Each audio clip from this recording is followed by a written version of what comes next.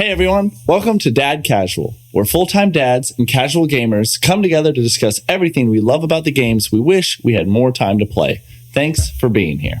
If you would, please take a moment to follow and subscribe on YouTube, Instagram, Twitter, and your favorite podcast platform of choice. And maybe, just maybe, leave us a review. And if you ever have any questions, topics, or thoughts, feel free to email us at dadcasualpodcast@gmail.com. We would love to hear from you. Without further ado, this is Dad Causal.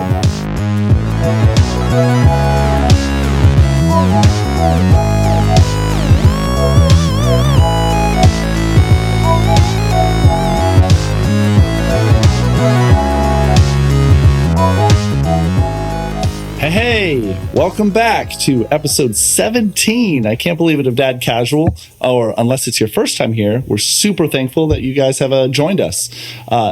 This one's a little bit special because now we have the power of video. Ooh, magics. We are live with video of, our dumb faces. If you want to watch us talk about video games and not just listen to us talk, I don't know why you'd want to do that, but hey, it's all about the YouTube algorithm. So subscribe, jump on there, and maybe you can get notified too. Hit that bell. We're really excited this week to give our official God of War Ragnarok review. Now, it's casual as always. I think one of us has finished it. I've played probably half of it.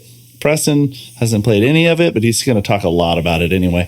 And we're going to give our tips on Black Friday deals this week and a couple of really cool news stories that we're excited to talk about. But first, we got to introduce the guys. We've got Houston.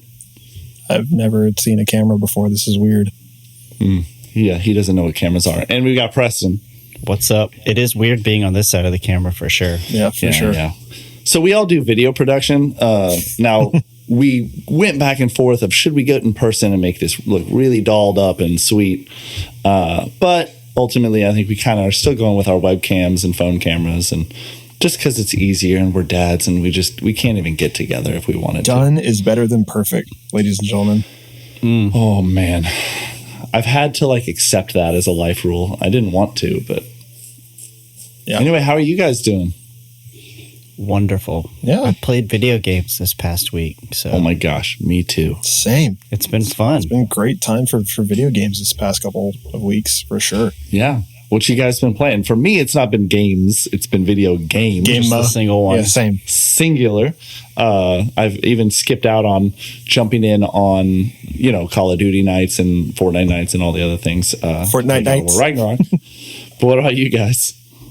I've been playing the game, not online, but the campaign? Call of Duty. Yeah. Dude, campaign. Nice. And I actually was playing right before we jumped on, and I was like, let me just stream this to this chat here. And Houston was watching it and thought it looked pretty good. Bro, it looks incredible. Kudos to... Yeah. I was telling Preston earlier, Call of Duty, those annualized games, they don't give it's kind of like the boy who cried wolf syndrome, where it's they do the same thing over and over again, so they kind of just lose credibility for it. It's just expected for them to be doing the thing. But that one looks awesome, cinematically, the animations, the motion blur, the lighting, it looks very photorealistic, even more than anything I've ever seen them or most other studios do prior. I feel like that's even harder for annualized releases. We're about to talk about God of War, but there's 5 years between those games. You know what I mean? You should notice a jump. But Call of Duty... What I've heard, though, about the new God of War is, it's just like the old one, just a better skin. I think is what you said right before this. We'll get to that. I have some more thoughts on that as well. Don't listen to him. Wait, who's him? If there's one thing... which him? Preston over there. Do you see who's behind him? The picture? That says a lot. That says a lot about Preston's personality. Yeah. Dennis Rodman. There you go. Preston, when are you getting your haircut like that? Colored like but that. Which one? No, right? There were so many. No, but that picture, the tiger stripe thing. I know a guy the other day at my kids. My kid had you guys did any of you have to do a bad Thanksgiving performance with your kids? Houston, probably not you. Not yet. But oh man, it was just terrible. But there was a guy he was talking to every parent in the room trying to pitch his haircut business. Nice. Yeah, Nice. So, man, got that hustle. Yeah. Anyway, so I want to get kind of right into it because I know we're kind of excited to talk about this a lot. And so we're going to jump right into our main thing of the day. We're going to give our official God of War Ragnarok review. Now, if you're new to Dad Causal, the way we look at reviews and kind of why we started Dad Causal is that we give it from a little bit different of a perspective, and that it is the perspective of dads and casual gamers, which a lot of times those are people that don't finish the game. So I want to talk a little bit about, is this a game worth playing if you maybe you're only going to put 10, 15, you're not going to finish it. Is this the kind of game that you'll enjoy if you haven't played the 2018 game? All of those things. But what's great is we did have one person actually finish the game. Houston. Ayo, that's true. That's true, man. It was a ride, and I'm still not done. Before you give your review, yeah. Can we do it in like kids? So like one kid being the worst and 5 kids being the best game instead of stars. Sure. Some people think less kids is better. How many? That's true. We're going to say how many boys does this game get? Boy, he dialed off saying the word boy. So I think a lot. Another thing I was listening to said they dialed back on that on purpose because it's been like years and he's gotten to know his own son better. And so he doesn't need to call him just boy. And like that's kind of like the equivalent of somebody saying your full name when they're mad at you. And I think he does it once in the game is what they were saying. Dude, he did it for sure one time, and it was at the moment he should have done it. Like it was perfect. I was like, yes. Scary dad talk. You threw out it was when like, and I don't think this is a spoiler, when like he was upset with Atreus. Like it was in a moment like that, and it was great. Is it like a middle name type thing? Yeah, that's what I was saying. Yeah. As dad? Yes. Yeah. Okay. Preston Lindsay Jensen. Yes. Oh man, but so where to start? Who to start with? I mean, I am the one that finished it. I've put roughly 28 hours into it. I think I've finished the main game in probably like 23 or so, 24. And then I've done quite a bit of side quests. I probably have, from what I'm gauging and what I've seen online, I kind of like spoiled the rest of the side quests for myself. But I think I probably have like 10 to 12 hours left of actual gameplay, not counting every single collectible. I think it's just side quests. As a completionist or as just side quests? I think just side quests. I think probably full completionist, I'll probably have another 15 hours or so. Will you do it? Maybe. That's a lot of time. There's some ultra bosses like the first game, and that might be the one thing that might prevent me from doing that.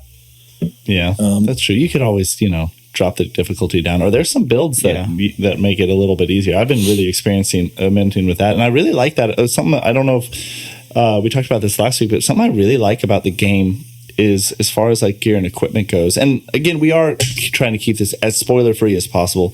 Obviously, we're going to talk about some things, but we're not going to get into the specifics. We're not going to talk about story beats or things like that. It's the same as last week. We've just put a lot more hours into it. And so from my perspective, I've put 10 to 15, somewhere in that range. This weekend was the bulk of it. I played like 2, 4, or 5 hour blocks on Friday and Saturday night. So that alone gave me like 10. And then, throughout the week before, 1 to 2 hours here and there every night. So I might be over 15, but it's it's just great. But I was going to say the equipment, something I like is, how a lot of games have like tiered legendaries or purple or like Fortnite. And like you inevitably just throw away your crap gear. Like what I really like about this game is any gear from the very beginning can be invested into to be just as good as the in-game gear if you like not only the way it looks, but the way it because it has something special about it. There was an early game piece of gear that I really liked.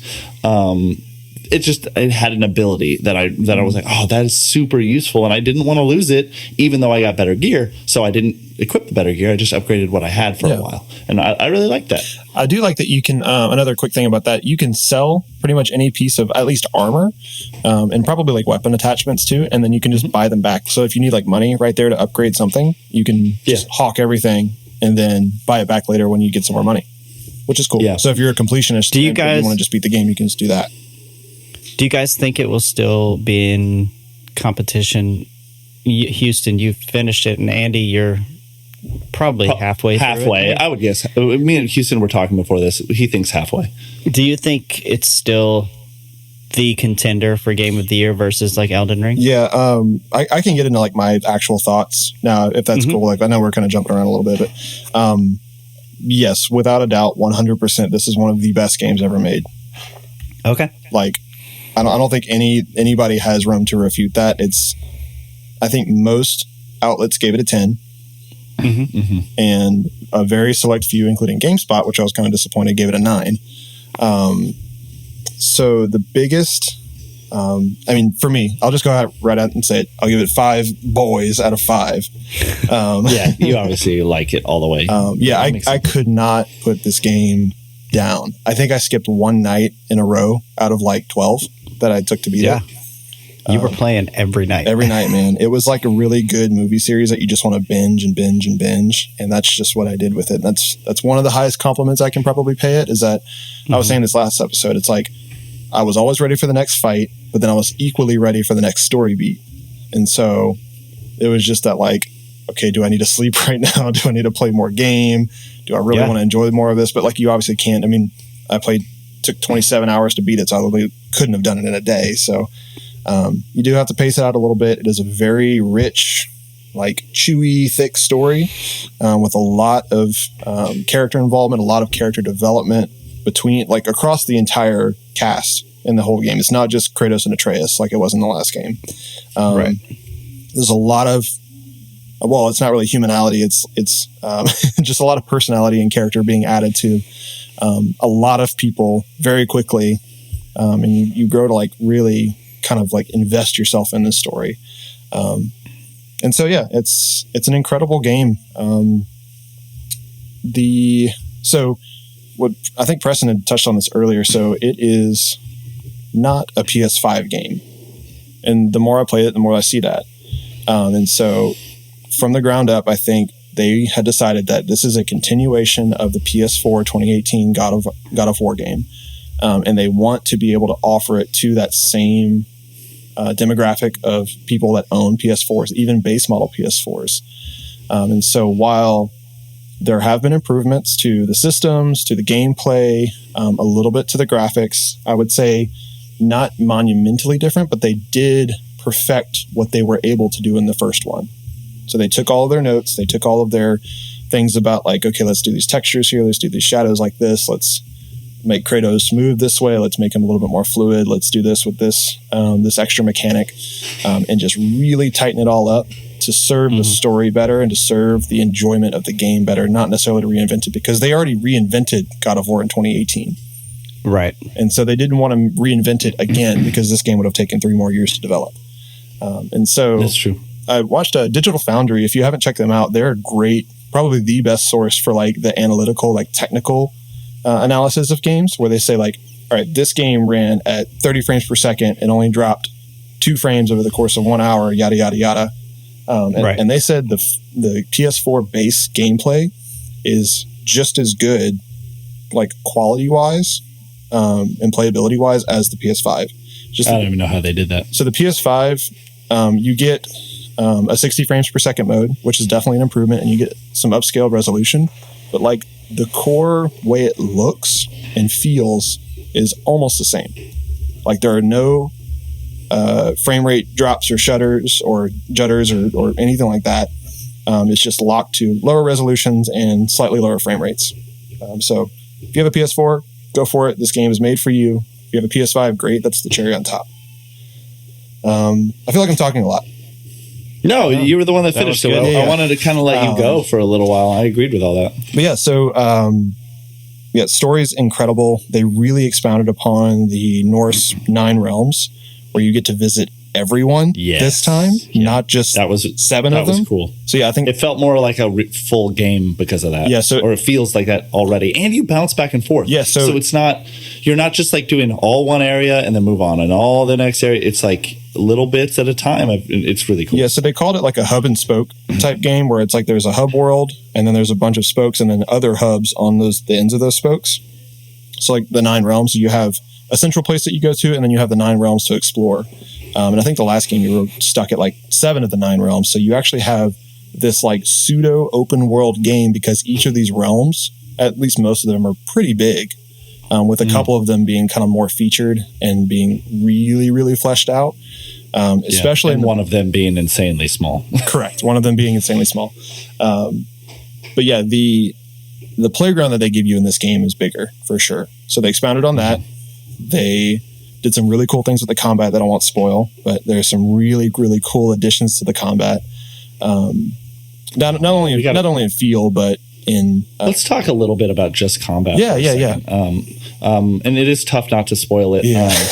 But I will say, like, I really appreciate a few different systems. Like, one that I feel like is fine to say is, like, they have a system where if you use a move, that's the move that will upgrade. And so, like, what that does is, like, so you want to continue using it.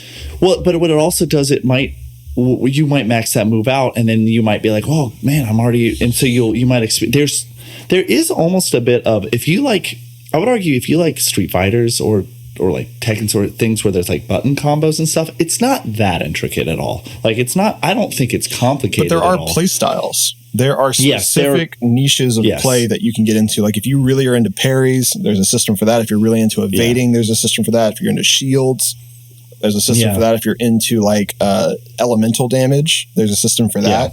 And you can really hone in on each of those, and it's really, really well done each way. Like, I personally like playing with the axe is my favorite weapon over the other, but I do switch back and forth because, like, I got an upgrade that was like, the axe has frost damage, your blades have fire, right? And when if you hit someone repeatedly with the axe, you might frost them or freeze them over. And then, like, I unlock something that says, like, well, now if you switch back over to your blades and hit them while they're frozen, you'll do extra damage. Like, so I'm like, oh, well, shoot. Now it's like motivating me to change a little how I play and do different things, and you'll unlock all these. It actually is fairly complex it's really as complex as you want it to be, which is cool. I like that breadth of, like, if you want to, like, some moves I didn't think I'd use. Like, there was this one where I throw my axe, and then if you press this, normally you have to call it back and then you can keep fighting. Well, there was a move I unlocked was like, if you don't have your axe, press this and this at the same time, and you'll, in one smooth motion, jump in the air, pull it back, and catch it in midair and slam down. And I was like, that became such a good bread and butter of, like I'll open up with a throw, run into a group of enemy, and like that became a good opener if there's a group of people or something, or I don't know, like, and there's so much of that, like, there really is a lot. There's a lot more like mobility and verticality in this game too, thanks to the Blades of Chaos, which you start off with in this game as compared to finding them in the middle of the last game. I like that. Which isn't like a ginormous spoiler, but it's not a spoiler at all, I don't think. Yeah, so you have these two main weapons. You have the axe and then the Blades of Chaos, but the blades enable you to, like, kind of do like a hook shot like in Zelda, and you can climb up to higher areas, and then once you're in those higher areas, if you're in combat, you can jump off of a ledge and then, like, slam whatever weapon you have down and do a huge area of effect, like crowd control move, which is cool. They call it death from above, which is extremely appropriate. A few more things on combat. So we talked about how the enemy variety is vastly improved. Yeah, I talked about that last week. So that's awesome. And the finishers and the styles of, like, hits and the repertoire that Kratos has at his disposal is greatly improved. And it depends on the weapon you're using and the enemy. And so there's a combination of, like, probably 2 or 3 finishers for each of those combinations, which is really cool to me. So visually in the combat, that's not necessarily like a mechanic, but it's just a nice little cherry on top for, like, the visuals of the combat to make it feel even more natural. And there's not too many quick time events, the whole, like, very few. You're just watching a movie and it's like, press X, and you're like, but you're not doing anything, like the one gripe that I have is that if you get caught on fire, which there are some enemies that can just throw fire, Mimir and Atreus will tell you, hey, you're on fire, but they don't tell you how to solve it. They don't tell you how to get rid of the fire. They just say it'll pass. It'll pass. Well, there really isn't a way, like, at the beginning, but, like, I was so thankful when I found a shield upgrade, and it was like, it literally, the shield has its own thing. They call them Rons, and I don't know what that means even, but it's normally if you double tap L1, you hit with your shield, and it's a way to, like, hit someone's block.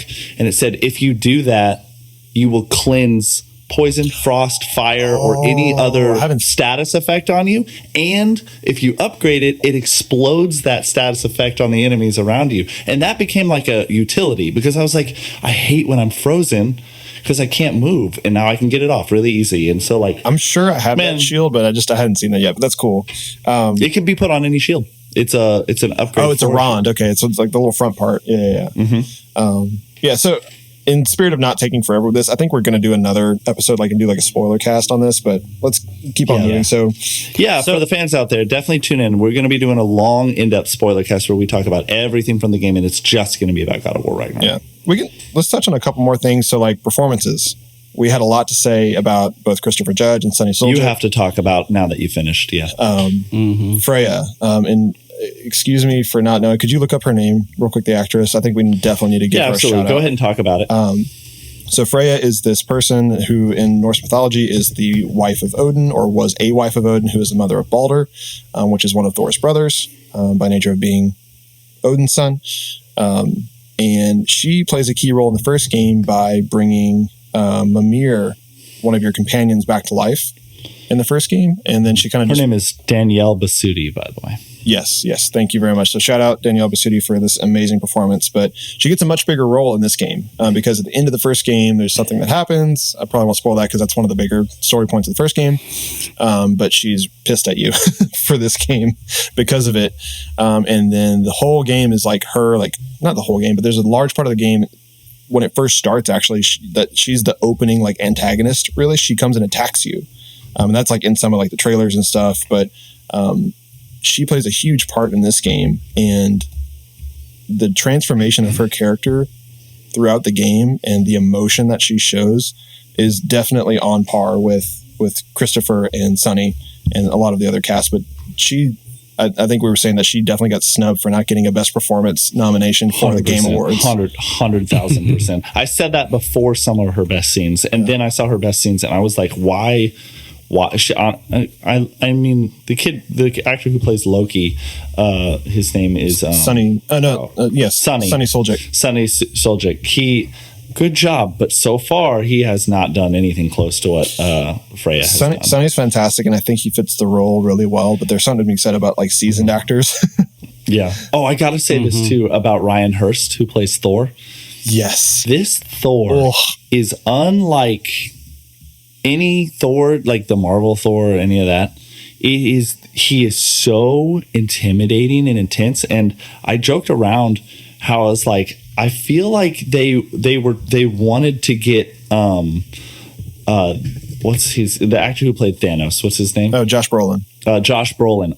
They wanted to get Josh Brolin in as the actor, but couldn't, and so they found this dude who's like, yeah, and his voice is Josh Brolin. I would be tricked. Ryan Hurst is no slouch, though. He's been in a lot of stuff like Sons of Anarchy. I think is one of his bigger roles. He played Opie in Sons of Anarchy. Well, so I'm going to start like following him. If you know that, dude. And he's been in some other stuff that I've seen. That he's an extremely talented actor, and he actually looks, at least in one of the roles that I've seen, he actually looks like the Thor model, just not quite as gigantic.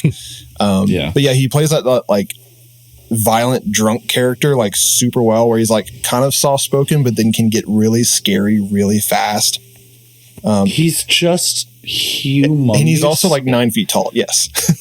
And he's not like, some of the characters are powerful, but they have like there's an ego there that makes them like want to prove they're powerful, and he's the powerful guy in the room who's like really calm, and then when he's not calm, you're scared. Yes. Like, dude, it's just... And Mjolnir... I can't wait to see more of him, too. I can't wait. Mjolnir is so cool. I mean, there's no spoiler. If you know Thor's in the game, you know Mjolnir's in the game, and that's just... that tickled me. That's cool. That's awesome. I think maybe last thing we can touch on is just the story, real quick before we... Yeah, go ahead. So, I will say that, without spoiling anything, the ending, there is no teaser.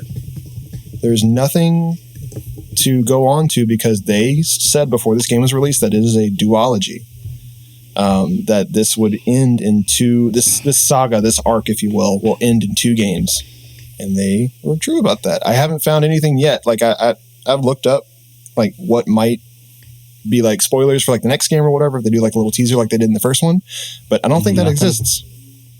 So is it like Avengers where you think there will be a sequel, or do you think it's a whole nother, like when Avengers ended, it was over for that section of Avengers, but the Avengers, like another phase. So the way it seems is that they didn't necessarily not say something would happen, but they I don't know. I heard somebody say this. They said it had a gentle ending or a gentler ending. Like it wasn't like some kind of like super over the edge cliffhanger. This was like had a very defined resolution. Oh, that's nice. I'm glad. So that's something different that I wasn't expecting. That was like, okay, I don't know what to do with this information. Like it gives you a lot to think about, even more so than a cliffhanger, because it's like they didn't pose a mystery really. So yeah, I'm super interested to see what they do, if there's any like spin-offs of this, or if they just go cold turkey like they did from Greece mythology to Norse mythology to I don't know what they do next, like Chinese mythology. Like if you were to pick, I was going to ask, that was going to be my next question. What would you pick? As much as it would be kind of a weird or cool thing to see like him in like a samurai outfit or something, like go to like Japanese mythology. Like I really don't know. Like I do feel like Houston wants Japanese mythology. Yeah, right. I think the safest choice would be Egyptian, because the people have some concepts of that mythology. They can picture Ra, and they can picture Osiris and the jackals and like the different. It's like what has Assassin's Creed done? and we've seen like, I don't know, you understand mummies and you understand, but like Japanese and Chinese is not as universally worldwide known, I don't think. Correct. No, that's a great suggestion. That's probably one of the more likely ones. Yeah, but man, there's so many you could do. You could go Celtic. That's a little too, maybe that's too similar. You know what I mean? There's so many different ways you could go with it. It is very interesting to think you could go like genies and like Middle Eastern. You know what I mean? Could be really interesting. Or I don't know. Yeah, but the story overall, it honestly blew me away. Like it's so rich. There's so many beats to it. There's so many different like parallel storylines going on between all of the there's 9 realms to explore. So they're literally touch on something in every realm just about, I think. Like there's a reason for you to go to each of the 9 realms, which I thought was super, super cool. And to kind of that's awesome. Explore that as Kratos and like as somebody that doesn't belong in that mythology, just to continue to explore that, I thought was really neat. And I can't wait for you and whoever else is listening to experience the rest of it. So I just want to ask this before we move on. And I'm sure when I finish the game, we'll talk a little bit more and you'll have some time to share a few more thoughts. But and we're going to do the spoiler cast. But Houston, where does this game fall, do you think, as just a guess, it doesn't have to be a perfect guess, on your favorite all-time games list? Do you think it's at like 10, at 5, at 1? Where does it land? So 25th. I listened to the Kind of Funny review, and they put up a good point that there's a lot of recency bias that goes into a new game, that because it's new, it feels better. I tried to do that with Elden Ring too, and hold off on saying it's like the best. So I want to say that I'm going to hold off, and it's not going to be quite as high on the list because I saw the Metacritic as well, and I won't. I mean, are we okay? We said that. Yeah. So it's like a 94, I think, currently. But that's from Metacritic or a user? That's all critics. That is the Metacritic score. Submit their vote to not the user score. The user score is on a 10-point scale. The Metacritic score is on a 100-point scale. So that's everything from IGN to Kotaku to whoever did a review. It's a 94. For me, which is high for an average. Yeah. For me, it's really tough to say it, but I do think it beats the first one, or the 2018 game, which was my number 3 game, and it may beat Ghost of Tsushima. I don't know if it beats Breath of the Wild. As someone who's only halfway through, I'm much more enjoying this game than at least where I was the first half of the first game. Mainly because I think there was a point in the first game where I was like, I think I'm ready for this to we're just going. So the first game, there was another good point that I heard that it was a singular goal I talked about that last week. Yeah, so there's one goal to the first game. There are multiple goals to this game, led by multiple characters that are all extremely interesting. Yeah, they're all interesting. And then pair that with the advanced graphics, the advanced gameplay, the advanced set pieces, more worlds, more to explore, more game time. Yeah. Like, it's just more of all the greatest stuff. That's awesome. So cool. Yeah, I think it's going to go down as a better game. Okay, so we're going to get more into the spoiler cast, so make sure to tune in and look for that. But for now, we're going to talk about a few different news articles real quick. We don't want to run too long today because we want to talk about some dad talk too a little bit at the end of this. Talk about our recent, how we've been doing as dads. This still is partly a podcast about us being dads, and so I think that's super relatable. So the first thing I want to talk about is this is a bit of an old one. We didn't mention it last week, and we probably should have. But the PSVR 2 was announced. The release and price was announced. This comes from a Kotaku article by Ethan Gatch, and he says, Sony revealed on Wednesday that PSVR 2 will cost $550, even more than the PS5 required to run it. So let's just stop there.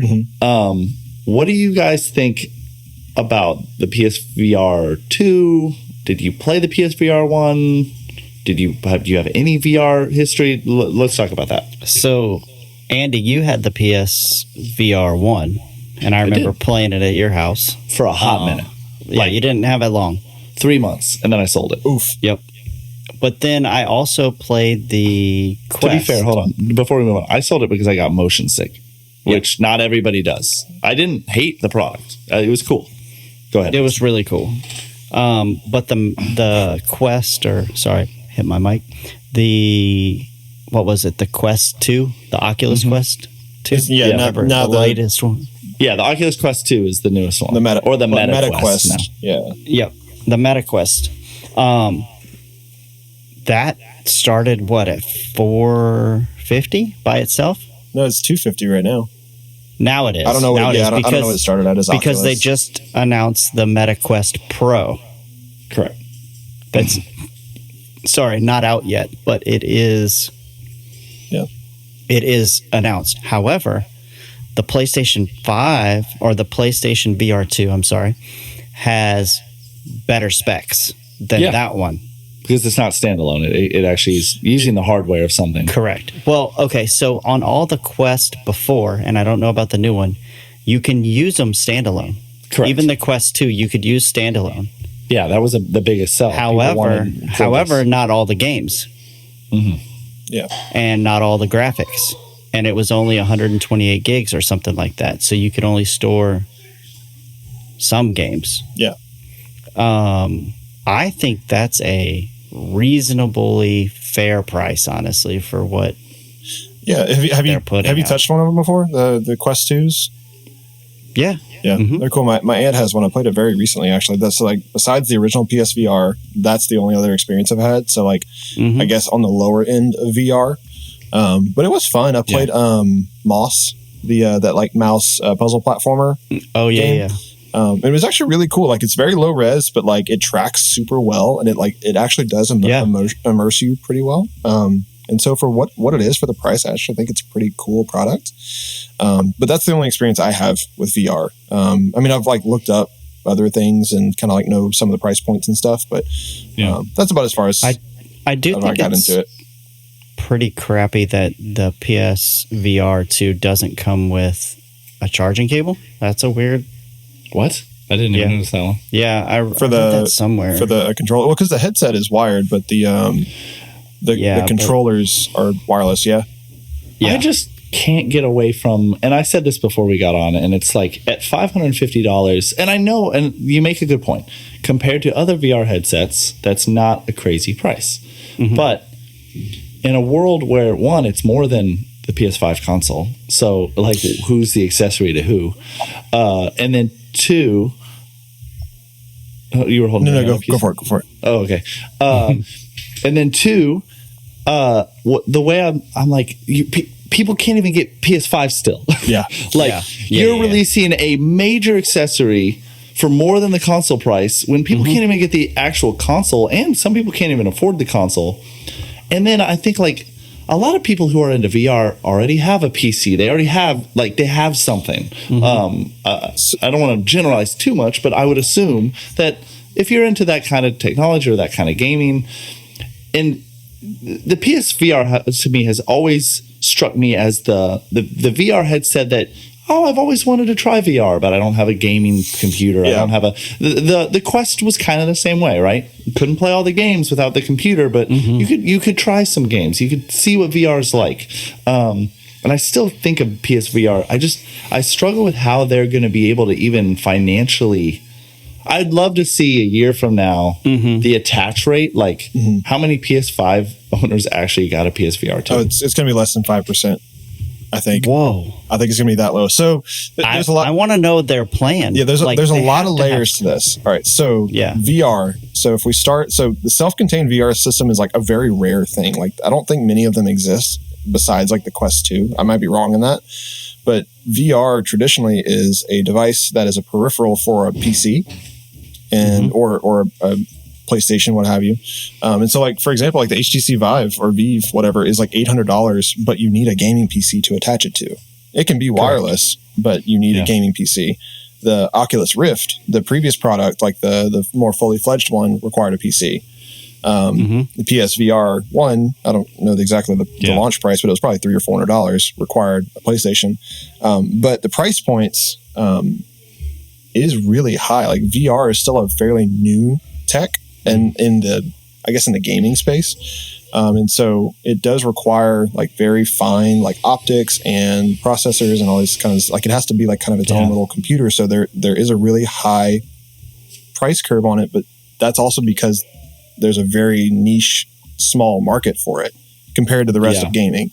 And so it's important. So I looked it up. The attach rate on the original PSVR was 4%. Yeah, there you go. So 4% of the, I think we're over 100 million units sold for PS4.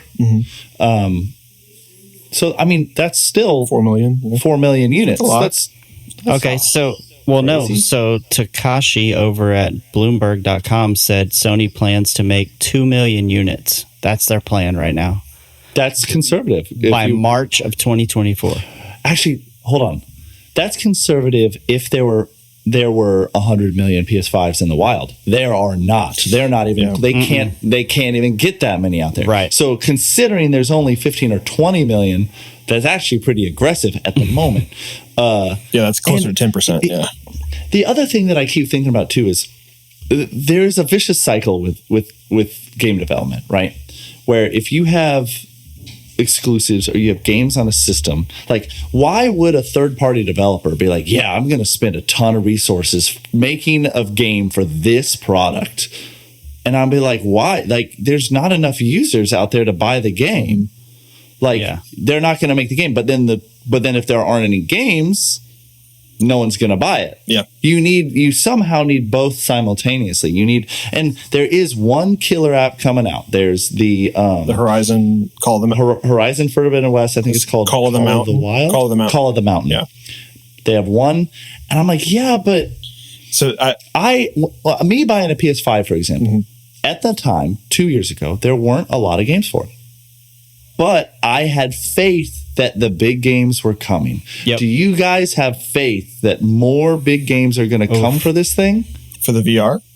I don't think I think a few, and I think you'll see a dime a dozen, like $10 whatever. Do you think that games like the Steam, for instance, has so many different, like you're saying, dime a dozen VR games, quote unquote, but not AAA. I wouldn't think there aren't that many. There aren't that many AAA VR games. Period. Yeah, I mean, yeah, it's just such a niche market, and so it does feel a bit like a luxury item, and it'll just be interesting. You'll see some deep discounts in a few years, I think. So real quick on price though. So let's analyze that real quick. So it compared to the PS5 is ridiculous.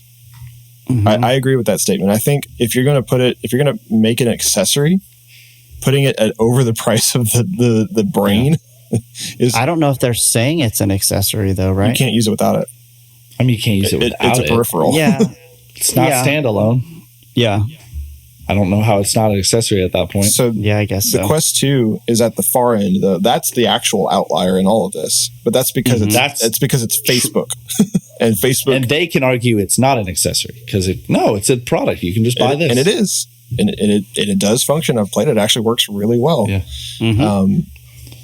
But yeah, I think to get the attach rate to where they would need to get it is to make it under probably like at $300 to compete with the Quest. Yeah, I was going to say $250 because the people that are console gamers are not PC gamers for a reason, right? Mm-hmm. Like console gaming is a way to access really fantastic titles at a much lower price point than a professional PC or like a gaming PC, which on average are $1,000 and up.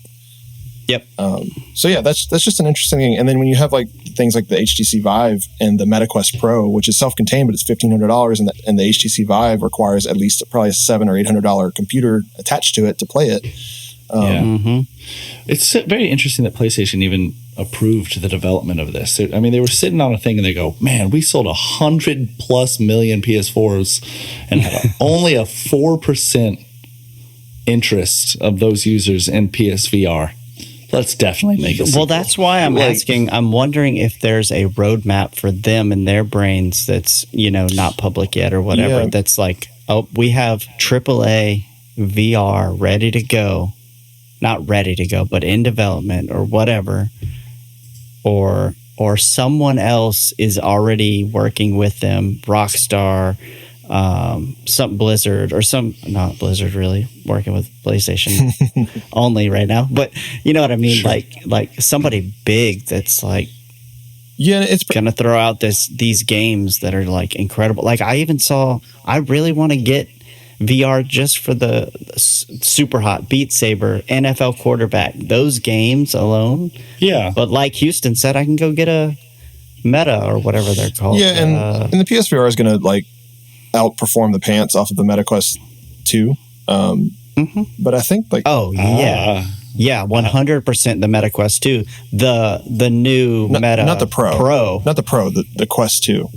The Quest 2, for the self-contained one. It's going to blow the pants off the self-contained one, which is the $250 one currently.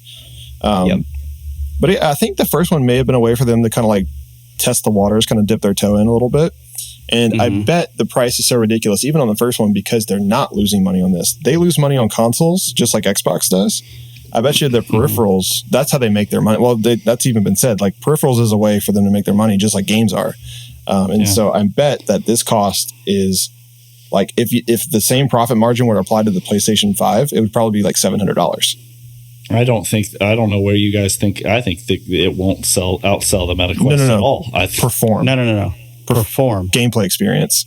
Oh, I'm sorry. I thought you meant it will outsell. I was like, no way. No. Not at that price point for sure. And there's just.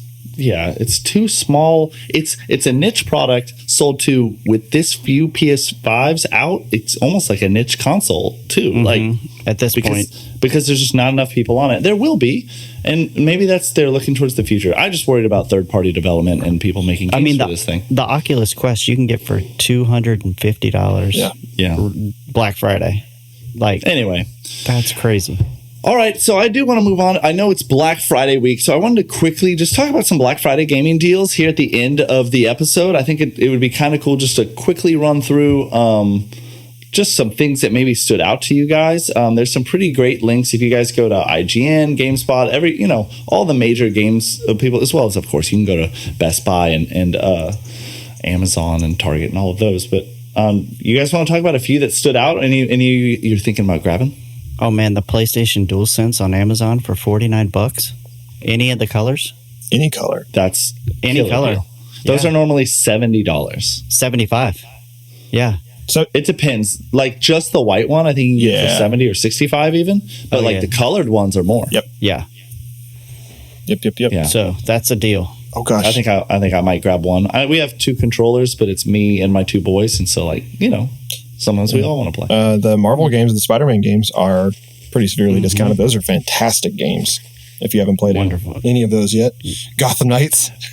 Yeah. Oh man, dude, what? Gotham Knights is already down to $40. Yeah, 5 out of 10 score, 50% discount. There you go. Dang.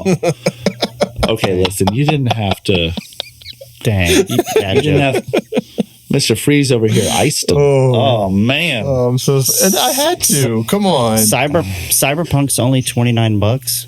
Oh, okay. So I haven't officially bought that one, so that might be a purchase for me. Yeah. Yeah, absolutely. Guardians of the Galaxy is $15. It's free though with PlayStation. Yeah, another brand new Sonic Frontiers, $30. I saw that. Gran Turismo, $30 on Amazon, which is crazy. Ratchet and Clank Rift Apart is $30. Speaking of MetaQuest, from $440 to $350. So there's some pretty good ones here. I will say this: I got my Xbox Series S at the right time because I'm finding it's there. The best deal I found is $250, the same price I bought it, and it comes with a $50 gift card. Okay. But I got $250 in a controller, which is more than $50. So. Nice. Not with Black Friday. Yeah. The one of the links we're reading just for listeners, if you go to GameSpot.com, they have a Black Friday deals list. And I think IGN and Kotaku and all those guys have lists as well. So there's tons of information about all this kind of stuff out there. Yeah, absolutely. Another great deal. Definitely highly recommend if you have a PS5 or an Xbox and you're struggling with storage space. There's some really good deals on the hard drives that you can add on and increase your storage space. So Do they have PlayStation ones? 2 terabytes for PlayStation for $190. Is that is it an M.2 drive or is that an external drive? That is the Pro. It's the internal one that you. It's the internal one, the Pro 2 terabyte 980 Pro SSD with heatsink. That's great for PC users as well. Dang. Yes, $189. The Samsung 980 Pro is like the best M.2 drive right now. And if you don't need 2 terabytes, they've got a 1 terabyte for $120. Still really good. Dang, man. And then of course, Nintendo hardly discounts anything. They've got their previous Pokemon games for $40, the Shining Pearl and Shining and Brilliant Diamond. Mario Party was on sale for $39. Yes, 29. That was the Superstar one, though. 29? Yeah. Oh, I see 39. But on Target, it's 29. Oh, nice. And Breath of the Wild's half off, too. Yeah. Definitely. I mean, there's definitely some out there. So if you're looking for some games, just, take a look out. Obviously, there's a bunch of digital games, too, on the PlayStation and Xbox stores, as well as you can find deals on Game Pass, which I'm going to be honest. Now that I have Game Pass and PS Plus and all, I guess I'm feeling pretty privileged. I have all of it now. I'm just like, I don't know if I want to even buy games on sale, unless the only game that I bought God of War Ragnarok. I don't know if I'm going to buy another game anytime soon. Yeah. For that, the next game I'm going to buy is going to be Hogwarts Legacy in February. Okay. All right. Here's the question for Black Friday sales. Andy and Houston, if your wives text me and are like, what should I get them? Okay. What do you want? Well, man, I just talked about I don't even really need games that bad. Either probably Cyberpunk for me. Cyberpunk? Okay. I'd say I'd probably want some nice shoes or a Chiefs hoodie. I really want. This isn't a shoe or a hoodie podcast. You want games? Probably you want a controller. We're gamers, bro. I really want to play Ratchet and Clank Rift Apart. It is discounted and it is not, I don't think, coming to PS Plus anytime soon. And shoot, I'll play Batman with you guys. Let's give me Batman Arkham Knight for $40 or whatever. Not Arkham Knight. Gotham Knights. Gotham Knights. Arkham Knight is a game. It is not the same. Not the same game. Because Batman kicked the bucket, or so they say. So they say. And you know what? We got time for one more quick thing. Yeah. Yeah. No, we wanted to talk about Dad. We'll say the last quick story thing.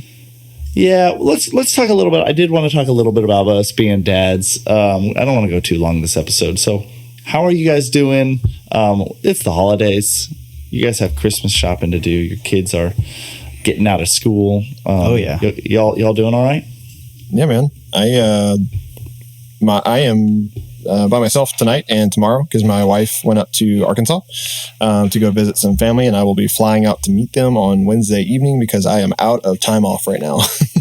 Dang, dude, your wife goes on. You get a lot of like alone nights. That's awesome. I don't really get it's been coincidental lately. I had like one like last month, and then I have 2 this week, which is very rare. But yeah, it's just it's working out with like I have to be here to work, and then I can take off. But cool. Yeah, excited to go see them, and we'll spend our weekend in the Ozarks, which is really cool. We have some family up there that kind of like live literally on top of like a small mountain, but a mountain, and it's really cool.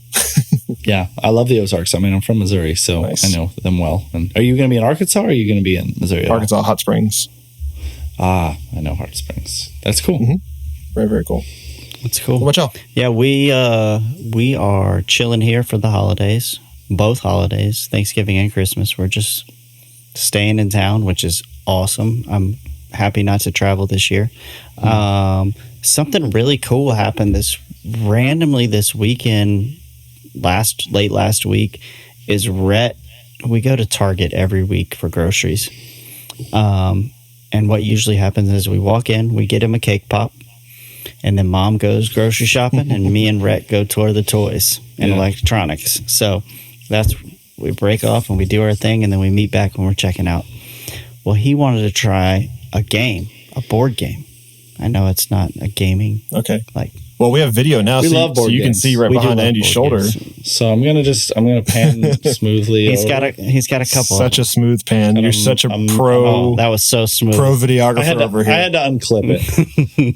That's just a few of them. I'm so sorry. Just a few of board games. You can see the fish eyes.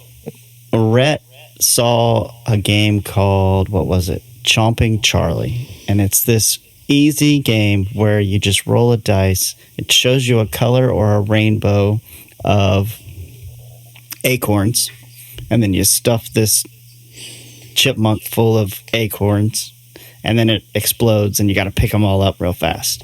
We played that probably 10 times, and I was like, this is the most fun I've ever had with this kid in my life. It was such a blast.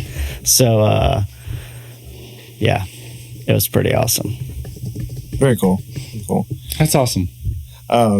My daughter, so I don't know if I really shared much of this on the podcast, but my daughter is developmentally challenged, and she has spina bifida, and so she currently does not walk right now, and she doesn't communicate verbally. Like, she makes grunts and noises and like lets us know like what she likes and doesn't like, but she has her own struggles, and we just take it one day at a time. And if anybody wants to know more about that, I'd love to go into more detail and kind of share our story. My wife does a wonderful job kind of sharing it on we have a little Facebook group and everything. But big deal for my daughter, she is learning she can roll from her stomach to her back. And like, she's 3, but she's still kind of in that like young toddler stage of like learning how to crawl and stuff.